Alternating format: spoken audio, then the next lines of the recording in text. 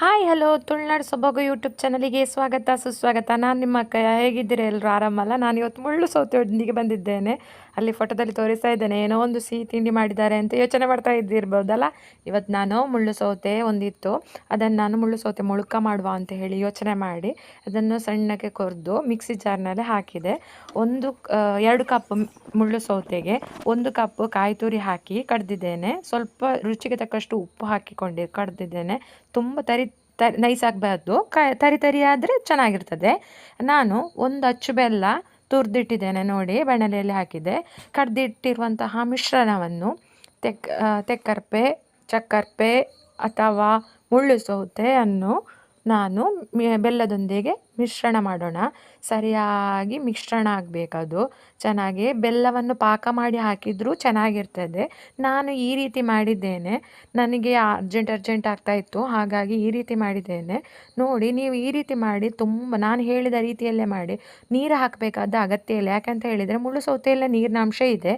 ಅದಕ್ಕೆ ನಾನು 2 ಕಪ್ಪಷ್ಟು ಗೋಧಿ ಹುಡಿಯನ್ನು, ಯಾವುದೇ ಬ್ರ್ಯಾಂಡಿನ ಗೋಧಿ ಹುಡಿಯನ್ನು ಹಾಕಿದರೆ ಆಯಿತು. ನೋಡಿ, ತುಂಬ ಗಟ್ಟಿ, ಚಪಾತಿ ಹಿಟ್ಟಿನಷ್ಟು ಗಟ್ಟಿ ಆಗಬಾರ್ದು. ಇದೇ ರೀತಿ ನಾನು ಹೇಳಿದ ರೀತಿಯಲ್ಲಿ ನೀವು ಮಾಡಿದರೆ ತುಂಬ ಚೆನ್ನಾಗಿರ್ತದೆ, ಎಲ್ರಿಗೂ ಇಷ್ಟ ಆಗ್ತದೆ. ಮಕ್ಕಳಿಗಂತೂ ಸಂಜೆ ಹೊತ್ತಿಗೆ ಸ್ನ್ಯಾಕ್ಸ್ ತುಂಬ ಇಷ್ಟ ಆಗ್ಬೋದು. ನೋಡಿ, ಟ್ರೈ ಮಾಡಿ. ಇದು ನಾನು ಮುಳ್ಳು ಸೌತೆದು ಮಾಡಿದ್ದೇನೆ. ಹಾಗೆ ನಾನು ಬಾಳೆಹಣ್ಣಿನದ್ದು ಸಹ ಮಾಡಿದ್ದೇನೆ, ಹಲಸಿನ ಹಣ್ಣಿನದ್ದು ಸಹ ಮಾಡಿದ್ದೇನೆ. ನಿಮಗೆ ನಾನೀಗ ತೋರಿಸ್ತಾ ಇರೋದು ಮುಳ್ಳು ಸೌತೆದು. ಇದೇ ರೀತಿ ಮುಳ್ಳು ಸೌತೆ ಬದಲಿಗೆ ಹಲಸಿನ ಹಣ್ಣು ಹಾಕಿದರೆ ಆಯಿತು. ಬಾಳೆಹಣ್ಣನ್ನು ಸಹ ಅದೇ ರೀತಿ ಸ್ಮ್ಯಾಶ್ ಮಾಡಿ ಹಾಕಿದರೆ ಆಯಿತು. ತುಂಬ ಟೇಸ್ಟ್ ಆಗಿರ್ತದೆ. ಬಾಳೆಹಣ್ಣಿದು ನೆಕ್ಸ್ಟ್ ವೀಡಿಯೋದಲ್ಲಿ ನಾನು ಮಾಡಿ ತೋರಿಸ್ತೇನೆ. ಈಗ ನಾನು ಮಿಶ್ರಣವನ್ನು ನೋಡಿ ಇದೇ ರೀತಿ ಮಿಕ್ಸ್ ಮಾಡಬೇಕು. ಇದೇ ಹದಕ್ಕೆ ಮಾಡಿದರೆ ಆಯಿತು. ನಿಮ್ಮ ಊರಲ್ಲಿ ಚಕ್ಕರ್ಪೆ ಅಂತೇಳಿ ಹೇಳ್ತಾರಾ? ನಮ್ಮ ತುಳುನಾಡಿನಲ್ಲಿ ತೆಕ್ಕರೆ ಅಂತ ಹೇಳ್ತಾರೆ. ಮತ್ತು ಬೇರೆ ಬೇರೆ ಭಾಷೆಯಲ್ಲಿ ಬೇರೆ ಬೇರೆ ಹೆಸರುಗಳಿದೆ. ನಂತರ ಎಣ್ಣೆಯನ್ನು ಬಿಸಿ ಮಾಡಲಿಕ್ಕೆ ಇಟ್ಟು ಅದಕ್ಕೆ ಒಂದೊಂದೇ ಬಿಡ್ತಾ ಹೋಗಬೇಕು. ಈ ರೀತಿ ನೋಡಿ, ನನ್ನ ಅತ್ತೆಯವರು ಬಿಡ್ತಾ ಇದ್ದಾರೆ ಎಣ್ಣೆಗೆ. ಎಣ್ಣೆ ಕಾದ ನಂತರ ಅದಕ್ಕೆ ನಾವು ಗೋಳಿ ಬಜೆಯನ್ನು ಬಿಡ್ತೇವಲ್ಲ, ಮಂಗಳೂರು ಸ್ಪೆಷಲ್ ಗೋಳಿ ಬಜೆಯನ್ನು ಬಿಡುವ ರೀತಿಯಲ್ಲಿ ಬಿಟ್ಟರೆ ಆಯಿತು. ತುಂಬ ಗಟ್ಟಿಯಾಗಿರುವುದು ಬೇಡ. ಇದು ನಮ್ಮ ಗುಲಾಬ್ ಜಾಮೂನ್ ಥರ ಕಲರ್ ಬಂದರೆ ಅದು ಬೇಯ್ತಾ ಇದೆ ಅಂತೇಳಿ ಅರ್ಥ. ನೋಡಿ, ಘಮ ಘಮ ಅಂತ ಬರ್ತಾ ಇದೆ. ನಿಮಗೆ ಬರ್ತಾ ಇಲ್ಲ, ನೀವು ಮನೇಲಿ ಮಾಡಿ ನೋಡಿದ್ರಂತೂ ಖಂಡಿತ ಬರ್ತದೆ. ನೋಡಿ, ನಾನು ಮಾಡಿದ್ದೇನೆ, ನೀವು ಮಾಡಿ ಟ್ರೈ ಮಾಡಿ.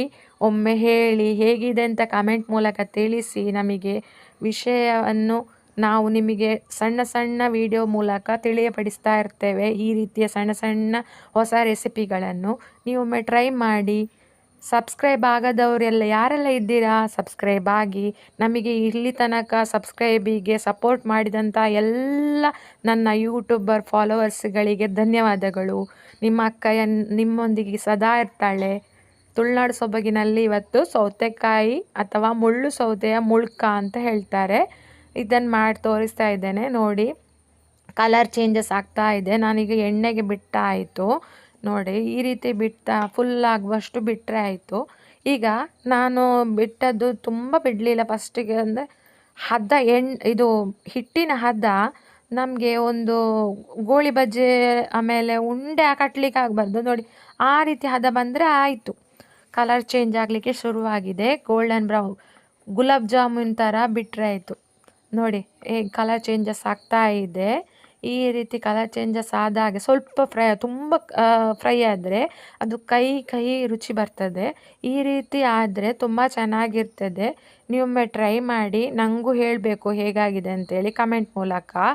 ನಾನೀಗ ನೋಡಿ, ಅಡ್ಡ ಮರದಲ್ಲಿ ಬೊಡ್ಡ ಕುಳಿತಿದ್ದಾನೆ. ಏನು ಅಂತೇಳಿ ಹೇಳ್ತೀರಾ? ನನಗೆ ಆ ಒಗ್ಗಟ್ಟು. ಇಲ್ಲಿ ನೋಡಿ, ಎಣ್ಣೆಗೆ ಪುನಃ ಬಿಟ್ಟೆ. ಇದು 2 ಸಲ ಆಯಿತು ಬಿಟ್ಟದ್ದು. ಎಷ್ಟು ಸೂಪರ್ ಆಗಿರುವಂತಹ ಮುಳ್ಳು ಸೌತೆ ಮುಳ್ಕ.